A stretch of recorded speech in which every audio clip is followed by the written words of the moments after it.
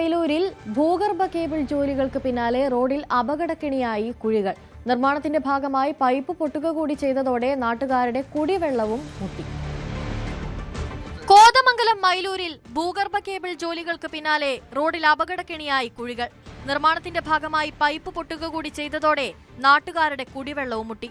കോതമംഗലം താലൂക്കിലെ മൈലൂർ ഇലക്ട്രിക്കൽ സബ്സ്റ്റേഷന് കീഴിൽ നടക്കുന്ന ഭൂഗർഭ കേബിൾ ജോലികളാണ് റോഡിൽ അപകടക്കെണിയൊരുക്കുന്നത്. കൊച്ചി ധനുഷ്കോടി ദേശീയപാതയുടെ സമാന്തര പാതയായ പുതുപ്പാടി ഊന്നുകൽ റോഡിലാണ് അപകടസ്ഥിതി. റോഡിന്റെ പല ഭാഗങ്ങളും തോന്നുംപടി വെട്ടിക്കുഴിച്ചുവെന്ന് നാട്ടുകാർ ആരോപിക്കുന്നു.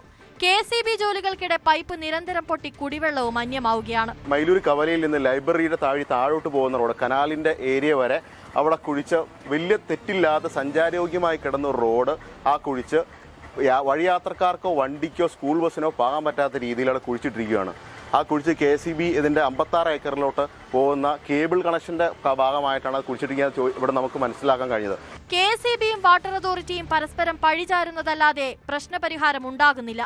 പല സ്ഥലത്തും ഏറെ താഴ്ചയുള്ള കുഴികൾ എടുത്തിട്ട് മുന്നറിയിപ്പ് ബോർഡും സ്ഥാപിച്ചിട്ടില്ല. ന്യൂസ് 18 കോതമംഗലം. കൂടുതൽ വാർത്തകൾക്ക് news 18 Keralam YouTube channel subscribe ചെയ്യുക.